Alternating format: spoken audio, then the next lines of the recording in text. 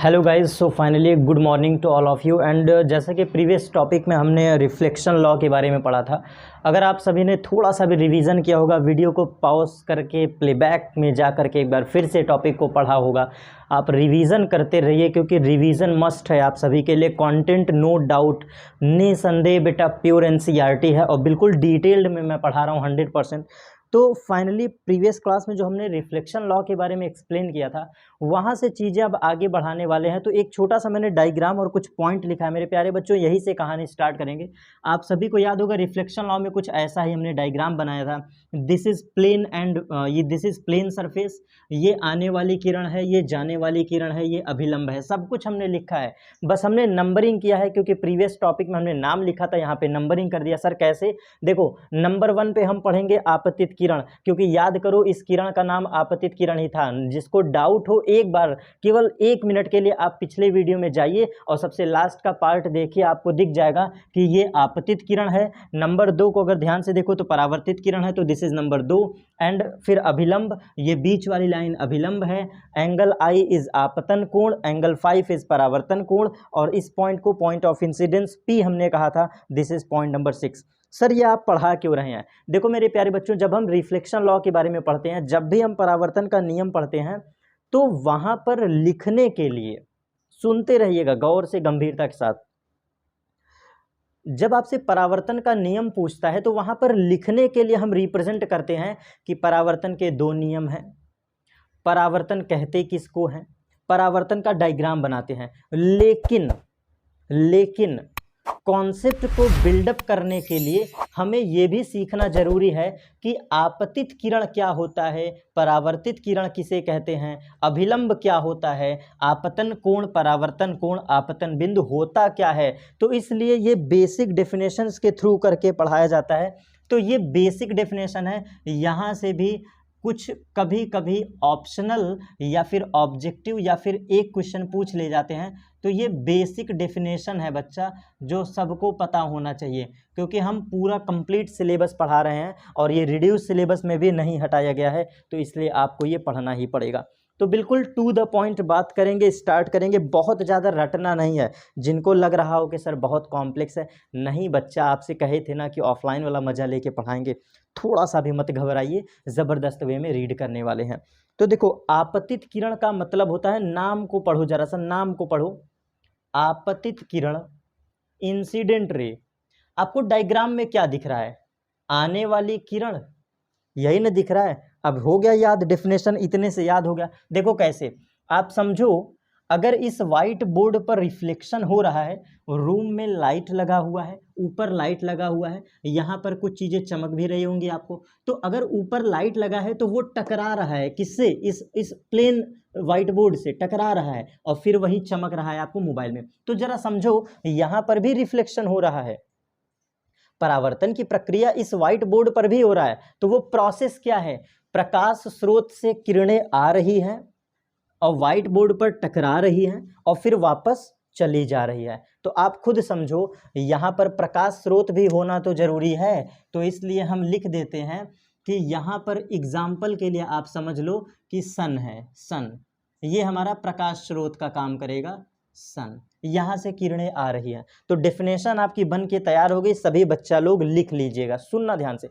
आपतित किरण किसे कहते हैं? तो प्रकाश स्रोत से आने वाली किरणों को आपतित प्रकाश किरण कहते हैं। आपतित किरण का मतलब क्या है? प्रकाश स्रोत से आने वाली किरणों को आपतित किरण कहते हैं। ये परावर्तित क्या होता है? अब देखो, परावर्तित टकरा कर वापस लौटने वाली किरण ही तो परावर्तन होता था, याद करो। टकरा कर वापस लौटने की घटना ही तो परावर्तन थी। तो इस टॉपिक को समझो, समतल सतह से, समतल सतह बोलना जरूरी है, समतल सतह से टकरा कर वापस लौटने वाली किरणों को कौन सी किरण कहते हैं? परावर्तित किरण। तो आपको समझ में आया, आपतित का मतलब प्रकाश स्रोत से आने वाली किरणों को आपतित किरण, परावर्तित किसे कहते हैं? तो समतल सतह से टकराकर वापस लौटने वाली किरण को परावर्तित किरण। अब अभिलंब क्या है? अभिलंब, अभिलंब क्या है? देखो, ये आपतन बिंदु है तो आप डेफिनेशन बोलोगे आपतन बिंदु पर खींचा गया लंब। अगर आप गौर से देखो तो ये है सरफेस जो हमने बनाया है। इस सरफेस पर कहीं पर पॉइंट P है तो आप इस P पर क्या डाल दो, लंब डाल दो। लंब आपको क्या खींचना है, लंब खींचना है पॉइंट P पर। तो वही तो है, देखो आपतन बिंदु पर खींचा गया लंब अभिलंब कहलाता है। ये पॉइंट भी क्लियर। अभिलंब की परिभाषा क्या दोगे, आपतन बिंदु पर खींचा गया अभिलंब या खींचा गया लंब अभिलंब कहलाता है। फिर से सुन लो, आपतन बिंदु पर खींचा गया लंब अभिलंब कहलाता है। 3 डेफिनेशन कंप्लीट, लिख लीजिएगा वीडियो पॉज करके। अब जरा सुनना, हम इस डेफिनेशन को भी क्लियर कर दें। सर आपतन बिंदु क्या होता है, आपतन बिंदु किसे कहते हैं, आइए इसको समझते हैं, क्योंकि 3 डेफिनेशन हो गया ना। आइए इसको समझते हैं डिटेल्ड में कि आपतन बिंदु क्या होता है। देखो सभी लोग बहुत कंसंट्रेट होके पढ़ना, हार्ड कुछ भी नहीं है, बिल्कुल आसान वे में पढ़ा रहे हैं, देख समझते जाइए। आपतन बिंदु ना, अब समझो, जैसे मान लो कि अगर हम कोई भी सतह ले लें, ध्यान से देखना, कोई भी सतह, जरूरी नहीं है कि समतल ही हो, ध्यान से सुनना। यहाँ तो डायग्राम में हमने समतल बनाया है ना, जरूरी नहीं है, कोई सा भी सतह ले लो, कोई सा भी सतह। ये हमने एक सतह ले लिया, ठीक है। अब मान लो कि इस सोर्स पर प्रकाश किरण आ रही है, मान लो कि ये कोई सतह है, इस पर प्रकाश किरण आ रही है, ऐसे प्रकाश किरण गिर रही है। तो आपको बताएं, ये पॉइंट आपतन बिंदु, ये पॉइंट आपतन बिंदु, ये पॉइंट आपतन बिंदु, ये पॉइंट आपतन बिंदु, ये पॉइंट आपतन बिंदु। मैंने लास्ट क्लास में पढ़ाया भी था, प्रीवियस क्लास में मैंने ये डायग्राम के साथ पढ़ाया था, यहीं पर मैंने डायग्राम बनाया था। सुनना, ये बनाए समतल सतह, ठीक, समतल सतह। तो इस समतल सतह पर जहां जहां प्रकाश किरण गिरेगी, इस समतल सतह पर, नोट करके सब लोग लिख लो, आपतन बिंदु की परिभाषा पढ़ा रहा हूं।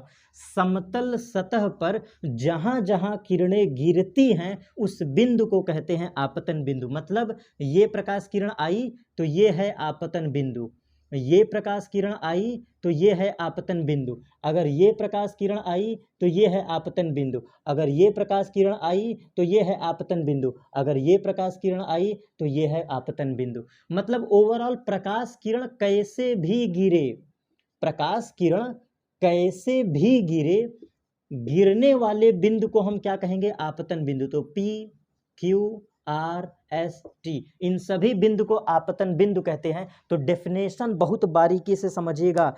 कोई भी सतह हो, कोई भी तल हो, अगर उस तल पर प्रकाश किरणें गिर रही हैं, लगातार गिर रही हैं, तो जहां पर टच करता है, जहां पर कट करता है, उस बिंदु को आपतन बिंदु कहते हैं। जैसे यहां पर प्रकाश किरण गिर रहा है ना, तो स्पर्श करेगा ना, टच करेगा ना, ये बिंदु है आपतन बिंदु, ये बिंदु आपतन बिंदु, आपतन आपतन आपतन, चाहे कट करे चाहे स्पर्श करे, दोनों केस में आपतन बिंदु कहलाता है। तो डेफिनेशन ये भी आपका बन के तैयार हो गया, सुन लेना। प्रकाश स्रोत से समतल सतह पर जहां भी किरणें स्पर्श करती हैं या काटती हैं, उन बिंदु को कहते हैं आपतन बिंदु, ठीक। और नोट करके लिख लीजिएगा, नोट करके, एक समतल सतह पर अनंत आपतन बिंदु होते हैं, किसी समतल सतह पर अनंत आपतन बिंदु हो सकते हैं या होते हैं। तो ये लिख लीजिएगा, ठीक है ना, किसी समतल सतह पर अनंत आपतन बिंदु होते हैं, लिख लीजिएगा इस पॉइंट को, ठीक है। सारे डेफिनेशन कंप्लीट। और आपको याद होगा आपतन बिंदु से ही अभिलंब की परिभाषा बनी थी, थोड़ी देर पहले हमने बनाया था अभिलंब की परिभाषा। तो ये फिर से सुन लीजिए, क्या बोलोगे, आपतन बिंदु पर खींचा गया लंब अभिलंब कहलाता है, ठीक। इतने सारे पॉइंट आपको मैंने कोरिलेट कर दिया, क्लियर कर दिया। अब आगे चलते हैं आपतन कोण और परावर्तन कोण पर। ये आखिरी 2 डेफिनेशंस हैं जो आपके एग्जाम में पूछे जाते हैं। चलिए आपतन बिंदु को गौर से देखो तो आपको एंगल आई दिख रहा है, इस एंगल आई को ही आपतन कोण कहते हैं। ध्यान से देखना, ध्यान से देखना, इस एंगल आई का नाम है आपतन कोण। जैसे हमारा आपका कुछ नाम होता है, मेरा नाम आशीष है, आपका नाम रमेश, सुरेश, पंकज, धीरज, कुछ भी हो सकता है, लड़का लड़की कोई भी हो, ठीक, आपका नाम कुछ ना कुछ होगा ही होगा। तो आपका जो नाम है सेम एज इट इज परावर्तन के प्रक्रिया में जो एंगल आई होता है इसका नाम है आपतन कोण। तो अब देखो परिभाषा कैसे बनाते हैं कोण की परिभाषा। देखो ये अब हम लिख देते हैं क्योंकि अब बिना लिखे परिभाषा नहीं समझ में आएगा, तो अब हमें लिखना पड़ेगा। इस किरण का नाम क्या था? आपतित किरण। इतना तो याद हो गया होगा ना, ठीक। और ये जाने वाली किरण का क्या नाम था? परावर्तित किरण। और बीच में तो अभिलंब लिखा ही है। अब आपको देखो परिभाषा रटना नहीं पड़ेगा बच्चा। आपतन कोण, देखो आपतित किरण तथा अभिलंब के बीच बनने वाला कोण आपतन कोण। देखो एंगल आई बन कहाँ रहा है? एंगल आई कहाँ बन रहा है? तो देखो आपतित किरण ये है, आपतित किरण ये है आने वाला, और ये है अभिलंब। तो देखो यही तो एंगल है ना, बस जवाब दे दो। आपतित किरण तथा अभिलंब के बीच बनने वाला कोण एंगल आई होता है। वीडियो में ही याद हो गया आप सभी को, आपतित किरण तथा अभिलंब के बीच बनने वाला कोण आपतन कोण कहलाता है। What is angle i? What is angle i? तो आप जवाब दोगे आने वाली किरण तथा अभिलंब के बीच बना कोण आई कहलाता है। डायग्राम बस जिसको याद रह गया सब याद हो जाएगा, डायग्राम जिसको याद रह गया उसको सब याद हो जाएगा। आपतन कोण को किससे प्रदर्शित करते हैं? आई से प्रदर्शित करते हैं। क्या होता है? आपतित किरण तथा अभिलंब के बीच बनने वाला कोण ही आपतित किरण कहलाता है और आपतन कोण कहलाता है। अब लास्ट और आखिरी परावर्तन कोण। तो परावर्तन कोण का नाम होता है एंगल आर, याद रखिएगा, परावर्तन कोण का नाम होता है एंगल आर। तो इसकी परिभाषा क्या देंगे? परावर्तित किरण तथा अभिलंब के बीच, आप डायग्राम देखो, डायग्राम, परावर्तित किरण, परावर्तित किरण तथा अभिलंब, तथा अभिलंब के बीच बना कोण परावर्तन कोण कहलाता है। एकदम बिल्कुल क्लियर डेफिनेशन हमने लिख दिया। परावर्तन कोण किसे कहते हैं? तो परावर्तित किरण तथा अभिलंब के बीच बना कोण परावर्तन कोण। और सेम एज इट इज इसी तरह आपतित किरण, आपतित किरण तथा अभिलंब के बीच, आपतित किरण तथा अभिलंब के बीच बना कोण आपतन कोण कहलाता है। बिल्कुल टू द पॉइंट।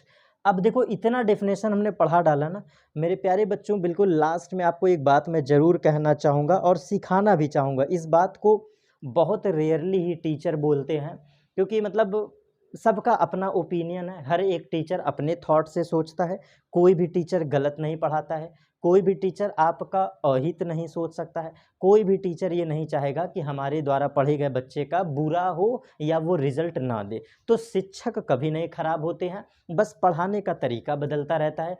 कोई टीचर बहुत हायर लेवल पे पढ़ाते हैं और कुछ टीचर आराम आराम से पढ़ाते हैं, कुछ टीचर बेसिक के साथ चलते हैं। तो टीचर कभी नहीं खराब हो सकते। आप भी कभी किसी टीचर को गलत मत कहना। मैं आपको एक सीख देना चाहूँगा, कभी भी किसी शिक्षक को बुरा मत कहिए, कभी भी किसी शिक्षक को गलत मत बोलिए, क्योंकि शिक्षक कभी नहीं गलत होता। ये एक पदवी है। जिस बंदे से, जिस पर्सन से आपने पढ़ा है, जिस भी किसी ने आपको 2 अक्षर लिखना सिखाया है, वो आपके लिए गुरु है। जरूरी नहीं है कि मार्कर से पढ़ाने वाला ही टीचर होता है, बिल्कुल भी नहीं। जो आपको सिखा दे, जो आपको अच्छी चीज़ें बता दे, वो ही आपके लिए गुरु है। टीचर का मतलब होता है चीज़ें सिखाने वाला, बताने वाला। और इस दुनिया में सबसे अच्छा टीचर अगर कोई है तो माँ और बाप, माता और पिता सबसे अच्छे टीचर होते हैं। तो आप कभी भी किसी शिक्षक का बुरा मत सोचिएगा। पढ़ाने का तरीका है, बदलता रहता है। कोई बहुत लेवल पे पढ़ाता है, कोई लोअर लेवल पे पढ़ाता है, ठीक। आराम आराम से चीज़ों को सीखेंगे। हाँ, तो मैं आपको ये कहना चाह रहा था कि बेटा हमेशा जो टीचर कभी आपको बताते नहीं हैं, मैं वो चीज़ आपको समझाऊँगा, बिल्कुल ऑफ़लाइन वाले बच्चों की तरह, बिल्कुल प्यार से, आपका एक बड़ा भाई, एक टीचर होने के नाते। हमेशा डेफ़िनेशन सेल्फ़ बनाओ। सर क्या? हमेशा परिभाषा खुद से बनाओ। अपनी लैंग्वेज में डेफिनेशन लिखो, मैं ये सिखाना चाहता हूँ। कभी भी किताबी कीड़ा मत बनो, 2 पन्ने पढ़ करके रट्टू तोता ज्ञान मत प्राप्त करो। चीज़ों को समझो, कॉन्सेप्ट को बिल्डअप करो, बेसिक शब्दों में टहलो। फिजिक्स हार्ड नहीं होती है, कोई भी सब्जेक्ट हार्ड नहीं होता है, अगर तुम उसको दिल से पढ़ो, शिद्दत से पढ़ो। सिखाना यह है कि डेफिनेशन हमेशा सेल्फ बनाओ। जैसे ये सब जितना डेफिनेशन मैं बोल रहा हूँ ना, मैं भी तो किताब से ही पढ़ा हूँ। एक समय था 2012-13 की बात है, मैं भी उस समय किताब से ही पढ़ा है, मुझे भी टीचर ने पढ़ाया था। मेरा 13 में हाई स्कूल पास आउट है, 13-14 में मेरा हाई स्कूल पास आउट है। तो मतलब मैं भी किताब से पढ़ा हूँ, लेकिन आपको रियल बता रहा हूँ बच्चा, मैं किताब से तो ज़रूर पढ़ता था, लेकिन बोर्ड की कॉपी में मैंने सेल्फ डेफिनेशन लिखा है। सेल्फ मतलब अपनी डेफिनेशन सोचता था, बनाता था और सही लिखता था, बशर्ते आपकी डेफिनेशन अगेंस्ट ना जाए। जैसे मैंने सिखा दिया कि आपतन कोण क्या है, तो आपतित और अभिलंब ही बोलो। अब तुम गलती मत कर दो कि परावर्तित और अभिलंब के बीच का कोण आपतन कोण कहलाता है, गलती कर दिए। तो ये नहीं करना है, बशर्ते जो मेन वर्ड है, जो की वर्ड है, उसको मत भूलो। जो कीवर्ड है उसको मत भूल जाओ। लिखना सही डेफिनेशन है, बाकी अपने डेफिनेशन में चाहे लंबा लिखो चाहे छोटा लिखो। ये नंबर गेन करने का सबसे बेस्ट मेथड है कि आप अपनी लैंग्वेज में लिखो, अपने लैंग्वेज में। ठीक है, जितना भी कीवर्ड हमने पढ़ाया है लास्ट टाइम में सुन लीजिएगा। परावर्तन कोण में सिर्फ और सिर्फ परावर्तित किरण तथा अभिलंब के बीच का कोण देखा जाता है, रट लेना। आपतन कोण में आपतित और अभिलंब आता है, परावर्तन कोण में परावर्तित और अभिलंब आता है। रटने का तरीका 2 सेकंड के अंदर, देखो कैसे। आपतित किरण सबसे पहले पढ़ाए थे, आपतित, आने वाली किरण आपतित, खत्म। दूसरा पढ़ाए परावर्तित किरण, टकरा कर लौटने वाली किरण परावर्तित। भाई आया, टकराया, लौट गया, तो परावर्तित किरण किसे कहते हैं? टकरा कर वापस लौटने वाली किरण परावर्तित। अभिलंब क्या था? आपतन बिंदु पर खींचा गया अभिलंब या डाला गया लंब अभिलंब कहलाता है। 3 डेफिनेशन खत्म। चौथा, आपतन बिंदु किसे कहते हैं? तो प्रकाश स्रोत से आने वाली किरणें समतल सतह को जिस जिस बिंदु पर स्पर्श करता है उसे आपतन बिंदु कहते हैं। पांचवां, आपतन कोण पढ़ाए, तो आपतित और अभिलंब के बीच बना कोण। और छठवां हमने परावर्तन कोण पढ़ाया, तो परावर्तित किरण तथा अभिलंब के बीच बना कोण। सारी डेफिनेशन कंप्लीट, इसके अलावा आपको कुछ नहीं पढ़ना है। अकॉर्डिंग टू सिलेबस इसके अलावा कुछ नहीं पढ़ना है, भूल जाइए सारी चीज़ें। नोट्स में सारी चीज़ें ये प्रोवाइड हैं, तो ये हमने एक्सप्लेन भी कर दिया और टॉपिक को समझ भी लिया। आपके पास 365 दिन है बच्चा, आराम से अगर आप 15 मिनट भी रेगुलरिटी से पढ़ते हो, मैं अपने फिजिक्स में चैलेंज करता हूँ, हमेशा ये बात बोलता हूँ और इसका दावा भी दूंगा, अब की बार जो 2024 में बच्चे एग्ज़ाम देंगे ना, आपको लाइव मैं रिव्यू दूंगा कि हमारे पढ़ाए गए टॉपिक में से 100% फंसा है। क्योंकि इससे पहले मैं अपने यूट्यूब चैनल पर ध्यान नहीं दे रहा था, इससे पहले बहुत मैं डिटेल में पढ़ा नहीं रहा था, क्योंकि दूसरे चैनल पर आराम से टहल घूम कर पढ़ाते थे, अच्छा खासा पैसा कमाते थे। लेकिन माइंड में आया कि दूसरे पर गुलाम बनने से अच्छा है कि अपने चैनल पर ग्रोथ कराओ, और मैं अपने क्षेत्र का राजा बनना चाहता हूँ, अपने छोटे से दुनिया का एक श्रेष्ठ, एक विशेष, एक अच्छा लर्नर, एक अच्छा शिक्षक बनना चाहता हूँ जो आपको सिखा सके चीज़ें। तो मैंने जो भी पढ़ाता था पहले ऑनलाइन ऑफलाइन, धीरे धीरे मैंने छोड़ दिया है, सिलेबस कंप्लीट करके बीच में नहीं छोड़ा है। पढ़ाकर टाइम से सिलेबस ख़त्म करके मैंने सबको टाटा बाय बाय कर दिया है और अब मैं अपने चैनल पे वर्क करना चाहता हूँ। तो अभी तक मैंने कभी अपने चैनल का रिव्यू नहीं दिया है। अब की बार मैं आपको रिव्यू दिखाऊंगा कि जो मैं लाइव बेटा बोल देता हूँ, जो मैंने लिख दिया है, आपको चैलेंज कर रहा हूँ कि वही प्रश्न आया है। अब मैं आपको लाइव यहाँ दिखा तो नहीं सकता कि मेरे बच्चों के साथ जो मैंने पढ़ाया है कौन सा प्रश्न फंसा है। आपको रियल बता रहा हूँ कि अब की बार जो 2023 का एग्ज़ाम दिए हैं, जो अभी हाल ही में बोर्ड का एग्ज़ाम हुआ था 2023 का साइंस का पेपर, लिखित डाटा बेटा बता रहा हूँ, 24 घंटे पहले मैंने जो प्रश्न लिखा था न्यूमेरिकल तक वही फंस गया था। पूरे क्लास में मैंने सिर्फ 2 सवाल बताया था, मीन्स रिवीजन के दौरान पेपर से एक दिन पहले मैंने 2 न्यूमेरिकल बताया था और दोनों न्यूमेरिकल हूबहू छप गए थे। वही सवाल, बस अंक बदला था, लेकिन डायग्राम और सारी चीज़ें डिट्टो वही छपी थी। थियरी जो मैंने लिख दिया था वही आया था, बिल्कुल ऑप्शनल में वही अथवा करके आया था। तो अब ये ऑफलाइन बैच में पढ़ाया था तो मेरे पास प्रमाण नहीं है कि मैं दिखा सकूं कि मैंने ऑफलाइन में ये पढ़ाया है, लेकिन ये दावा है कि इस बार जब मैं लाइव पढ़ाऊंगा 2024 के बच्चों के लिए, आपको प्रत्यक्ष प्रमाण दिखाऊंगा कि जो मैंने पढ़ाया है डिट्टो वही आया है, छपा हुआ प्रश्न आता है। आप भरोसा करके बस पढ़िए और आगे बढ़िए।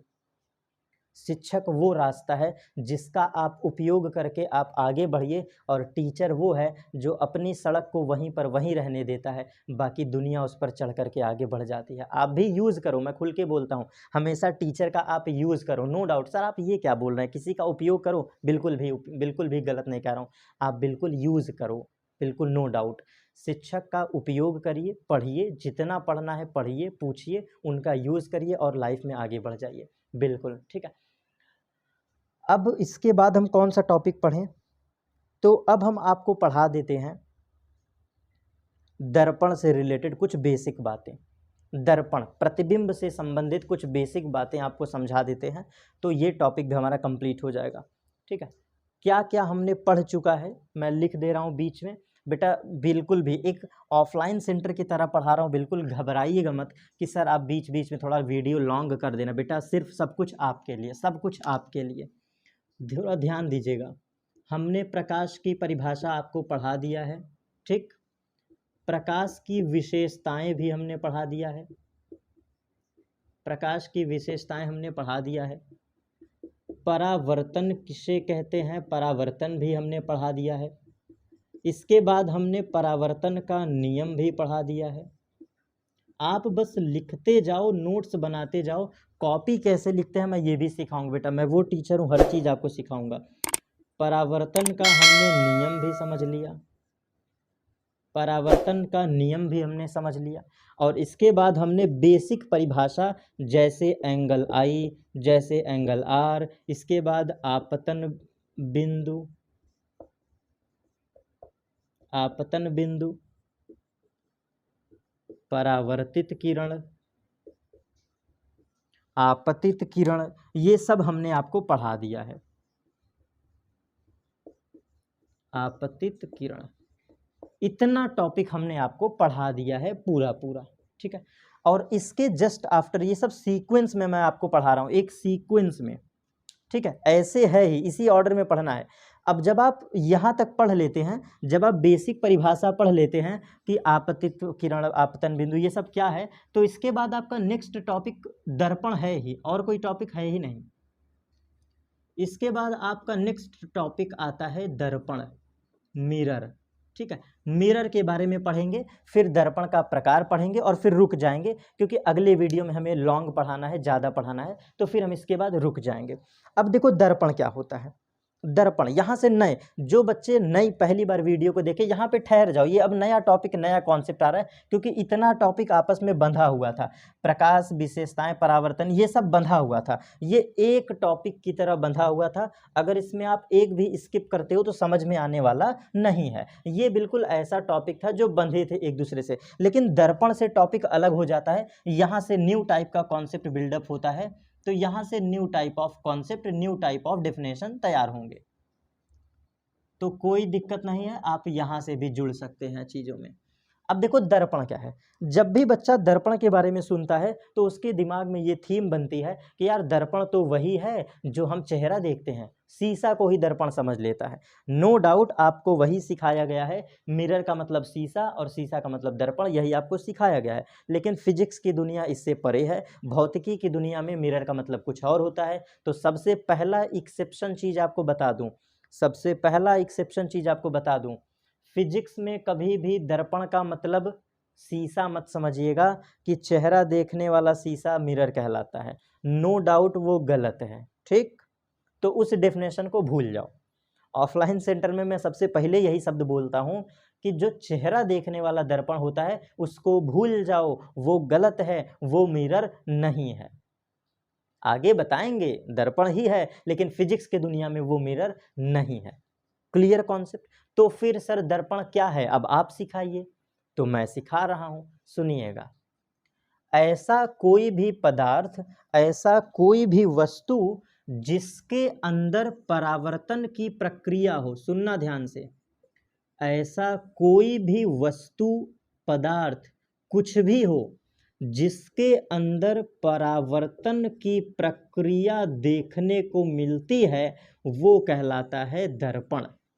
ठीक है, ये होता है दर्पण। इसका सेकंड डेफिनेशन आप कह सकते हैं कि ऐसा वस्तु, ऐसा तल, ऐसा वस्तु या ऐसा तल, ब्रैकेट में सतह कह दे रहा हूं, सतह, ठीक है, ऐसा तल जहां, ऐसा तल जहां परावर्तक पृष्ठ पाया जाता है, जहां परावर्तक पृष्ठ पाया जाता है, वही कहलाता है दर्पण। डेफिनेशन खत्म, बस इतना ही आपको याद करना है। ऐसा कोई भी पदार्थ, ऐसा कोई भी विशेष वस्तु जो किरणों को परावर्तित कर दे, ऐसा तल, ऐसा सतह, ऐसा सरफेस, ऐसा कोई बॉडी, बॉडी भी लिख दो, ऐसा कोई भी बॉडी जो इंसिडेंट रे को, जो आपतित किरण को क्या कर दे, रिफ्लेक्ट कर दे, परावर्तित कर दे, वो सभी वस्तु दर्पण कहलाती है। तो बहुत डेफिनेशन निकल गया यहां से, तुम किसी भी एक को समझ लो, कॉन्सेप्ट पूरा खुल जाएगा। ऐसा कोई भी तल, ऐसा कोई भी वस्तु, ऐसा कोई भी पदार्थ, ऐसा कोई भी सतह जहां परावर्तन की प्रक्रिया देखने को मिले, ऐसा कोई भी तल जहां परावर्तक पृष्ठ पाया जाता हो, उसे दर्पण कहते हैं। अब जरा सोचो, अब जरा सोचो कि जो तुम मिरर यूज करते हो रियल लाइफ में, जो मिरर तुम रियल लाइफ में यूज करते हो, वो करता क्या था? धूप में रखो तो चमकाता था कि नहीं? धूप में रखते थे तो किसी के फेस पे चमकाते थे तो वो चमक बनाता था, वाइट कलर की लाइट बनाता था। बेटा अब वो दर्पण हुआ, तो कॉन्सेप्ट खुला। ये था कॉन्सेप्ट, ये था डेफिनेशन। अब आपको एक बात बता दे रहा हूँ, पानी का सतह देखते हैं, पानी के सतह में आपका चेहरा दिखाई देता है, वो दर्पण है। अगर आप जमीन पे पानी गिरा दो तो उसमें आपका चेहरा दिखता है, वो भी दर्पण है। ये व्हाइट बोर्ड देख रहे हो, ये दर्पण है बेटा। कहोगे सर इसमें हमारा चेहरा नहीं दिख रहा है, कोई बात नहीं, चेहरा दिखना कंपलसरी नहीं है। ये जो व्हाइट बोर्ड है ये भी मिरर है, ये भी मिरर है। सर कैसे? अगर ये रिफ्लेक्ट नहीं होता तो जो शब्द मैं लिख रहा हूं दिखाई नहीं देता। अगर यहां पर परावर्तन नहीं होता तो जो शब्द मैं लिख रहा हूं ये तुम देख नहीं पाते कैमरे में। पूरा कॉन्सेप्ट अभी भी बांध रहा हूं, पूरा टॉपिक अभी भी बांध रहा हूं, बार बार रिवीजन हो रहा है आपका। याद करो मैंने लिखवाया था कि नहीं, यदि परावर्तन की प्रक्रिया न हो, यदि परावर्तन का प्रोसेस इस यूनिवर्स में न हो तो हम वस्तुओं को देख नहीं पाएंगे। प्रकाश ही वो वस्तु है जो वस्तुओं को देखने में विजिबल करता है। तो लाइट यहाँ पर गिर रही है और परावर्तन की प्रक्रिया यहाँ हो रही है, इसलिए तुमको ये शब्द दिखाई दे रहे हैं। तो हमारा व्हाइट बोर्ड भी क्या है? मिरर है। सर चेहरा नहीं दिख रहा है, कोई फर्क नहीं पड़ता है, ठीक है, चेहरा नहीं दिख रहा है कोई फर्क नहीं पड़ता है। ओवरऑल पानी जो है दर्पण है की तरह कार्य करता है।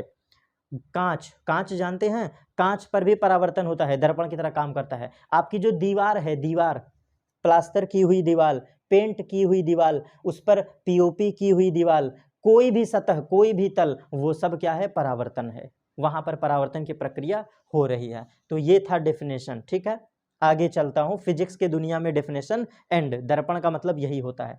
आगे समझिएगा, दर्पण इस यूनिवर्स में, अगर मैं हायर लेवल की बात करूं, अगर मैं हायर लेवल पर बात करूं, तो दर्पण का प्रकार मैं आपको बड़ा अलग पढ़ाऊंगा, जरा समझिएगा, ध्यान से सुनिएगा, बहुत हार्ड कॉन्सेप्ट है। हार्ड इसलिए कह रहा हूं क्योंकि है कॉन्सेप्ट में क्या है, दम है। आइए समझते हैं। अगर हम दर्पण के प्रकार की बात करें, बहुत अच्छे से समझिएगा, थोड़ा सा ये टॉपिक इसीलिए मैं अच्छे से लिख रहा हूं। दर्पण के प्रकार की अगर हम बात करें, टाइप ऑफ मिरर, तो type of mirror higher level पर 3 प्रकार के होते हैं। हायर लेवल पर बता रहा हूं, बस सुनते जाओ बच्चा, केवल सुनते जाओ। दर्पण के प्रकार 3 होते हैं। एक होता है गोलीय दर्पण, एक होता है गोलीय दर्पण, दूसरा होता है समतल दर्पण, और तीसरा होता है परवलयाकार दर्पण। आपको बता रहा हूं ये कहां यूज होता है, बहुत अच्छे समझाऊंगा। ये हायर लेवल पे 3 प्रकार के होते हैं, नंबर 1, नंबर 2, नंबर 3। सुनना, जो आपका सिलेबस है, क्लास 10th का जो सिलेबस है, तो ये जो 2 टाइप मैंने ऊपर का लिखा है ना, ऊपर का गोली और समतल, ये होता है यूज आपका क्लास 10th में और साथ ही साथ क्लास 12th में। बहुत रेयरली किताब आपको दिखाई देंगी जहां पर परवलयाकार दर्पण के बारे में बात करता है, ठीक है। तो गोली और समतल तो हम पढ़ेंगे ही पढ़ेंगे, और फिर ये हमारा सिलेबस है। परवलयाकार हमें नहीं पढ़ना है, पहले ही समझ लो, ये हमें नहीं पढ़ना है, ठीक है। क्लियर हुआ कॉन्सेप्ट? तो हमें ये पढ़ना है दोनों। अब सुनना ध्यान से, ये जो गोली दर्पण है, टाइप आपको बता रहे हैं पूरा डिटेल में। दर्पण का प्रकार 3 होता है, और 3 में हमें 2 पढ़ना है, और इस गोली दर्पण का अगेन 2 प्रकार हो जाता है। एक होता है उत्तल दर्पण, और दूसरा होता है अवतल दर्पण। दूसरा होता है अवतल दर्पण, इंग्लिश में कहते हैं कॉनकेव मिरर, और दूसरे को कहते हैं कॉन्वेक्स मिरर। ये हमने पढ़ाया type of mirror. Type of mirror is 2 type. First is spherical mirror, second is plane mirror, and third is parabolic mirror। Parabolic mirror, ठीक है। ये है पैराबोलिक, PARA है, ठीक है। ये PARA है बच्चा, ये पैरा लिखा है, PARA, पैराबोलिक मिरर। अब जरा आपको बताते हैं, ये तो हम सिलेबस में पढ़ेंगे अगले वीडियो में, अभी नहीं, लेकिन इसके बारे में थोड़ा सा जानते जाओ। परवलयाकार दर्पण क्या होता है? आपने कभी गौर किया होगा, जो बड़े बड़े मॉल होते हैं, बड़े बड़े होटल में, अब गौर करना, आज पढ़ा रहा हूं, अब गौर करना, क्योंकि तुमने अभी तक देखा नहीं है ना, कभी तुमने कभी सीखा नहीं है। बड़े बड़े मॉल में ये छोटे छोटे कैमरा मत देखना, छोटा छोटा कैमरा मत देखना। जब आप बड़े VIP होटल में जाओगे, तो होटल के रूफ पर मतलब छत पर आप देखोगे ऐसा कैमरा लगा होगा, ये ऐसा। जब आप बड़े होटल में जाओगे ना, तो उनके छत पर, उनके रूफ पर कुछ ऐसा कैमरा लगा होता है, इसी को कहते हैं हम लोग पैराबोलिक मिरर। उसके ऊपर पैराबोलिक मिरर लगा होता है, जिसके वजह से वो कैमरा आपका वर्क कर पाता है। पैराबोला का शेप ही ये होता है, जो मैंने शेप बनाया ये पैराबोला का शेप होता है, और यही आपका काम करता है पैराबोलिक मिरर का, उसके ऊपर कांच लगाता है। नॉर्मली आप अगर देखोगे तो कुछ जगह ऐसे कैमरे बने होते हैं, मतलब वो ऐसे रहेगा तो ऐसे गोला ही, लेकिन उसके आगे यहाँ पे ऐसे छोटा सा कैमरा लगा होता है, मतलब यहाँ पर कैमरा लगा होता है। तो मैं इन सब की बात नहीं कर रहा हूँ, ये सब पैराबोलिक मत समझना। पैराबोलिक वो मिरर होता है, पैराबोलिक वो मिरर होता है जो पूर्णतः गोल होता है, पूर्णतः। अब मेरे पास कोई ऑब्जेक्ट नहीं है, कोई वस्तु नहीं है, नहीं तो आपको मैं दिखाता, लेकिन आप बस एकदम जेन्युइनली समझ लो। घर पे कटोरा देखे हो, कटोरा जिसमें खाना वगैरह खाते हो, अरे आपके घर में कटोरी कटोरा यूज होता होगा ना। तो जो कटोरी का शेप होता है, कटोरी का शेप कैसे होता है, कुछ ऐसे होता है। बाउल का शेप ऐसे होता है ना, यही चीज आप समझो यहाँ पर, ठीक है। तो परवलयाकार दर्पण ऐसा होता है, और ये यूज होता है बड़े बड़े होटल में। होटल के छत पे ऐसे लगा होता है कैमरा, ये ऐसे। तो ये पैराबोलिक है, ठीक है। उस पे लगा हुआ कांच तुम्हारा क्या होता है, पैराबोलिक मिरर होता है। चलिए, इतनी बातें क्लियर मेरे प्यारे बच्चों। नेक्स्ट क्लास पर हम टाइप ऑफ मिरर के बारे में डिस्कशन करेंगे। आज का ये भी टॉपिक आपके लिए बहुत ज़्यादा मस्ट है। एक भी टॉपिक में जो पढ़ा रहा हूँ छोड़िएगा मत, 100% सिलेबस पढ़ा रहा हूँ, 100% सिलेबस, और पूरा लेवल तक बच्चा जाएंगे। 100% सिलेबस यहाँ पर कवर करूँगा, और बहुत आराम आराम से ऑब्जेक्टिव क्वेश्चन भी पढ़ाएंगे। ये वीडियो आप इसलिए भी शेयर कर दीजिए कि आपको 100% सिलेबस पढ़ाऊंगा, न्यूमेरिकल एक एक दो दो लगाकर साल भर पढ़ेंगे।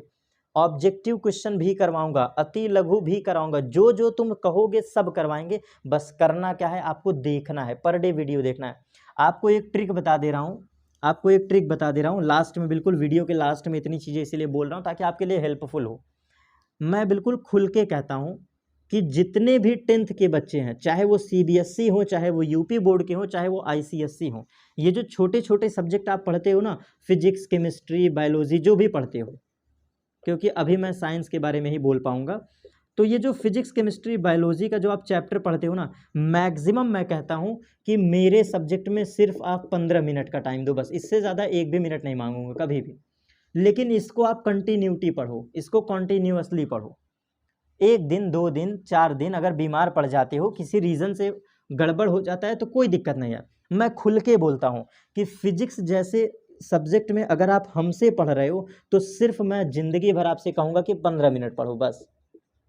अगर आप 10th में हो तो केवल 15 मिनट, इससे ज़्यादा रिवीजन मत दो, क्योंकि दिमाग तुम्हारा हैंग कर जाएगा, मत पढ़ो। और अगर आप 12th के बच्चे हैं, अगर आप 12th के स्टूडेंट हैं, चाहे UP board, CBSE board, ICSE board, तो इस केस में मैं फिजिक्स के लिए मांगता हूं आधे घंटे बस। अगर आप इंटर के बच्चे हैं तो 30 मिनट आपके लिए बहुत है, और 30 मिनट तुम कहाँ पढ़ोगे, तुम 25 मिनट भी टाइम दे दो तो बहुत है। ये कीवर्ड है हमारे। अगर आप हमसे पढ़ रहे हैं तो ये चैलेंज मैं करता हूँ, खुला चैलेंज करता हूँ। अगर आप हमसे पढ़ रहे हैं तो 15 मिनट हाई स्कूल पे ध्यान दो, 25 मिनट इंटर पे। श्योर कह रहा हूँ कि आप सबसे बेहतर करके दिखाओगे। 95 नंबर आप गेन कर सकते हो 100 में से, 100 में से 95 नंबर गेन कर सकते हो अगर मेरे वीडियोस केवल 15 मिनट तुम रिवीजन कर लो घर पर बैठकर।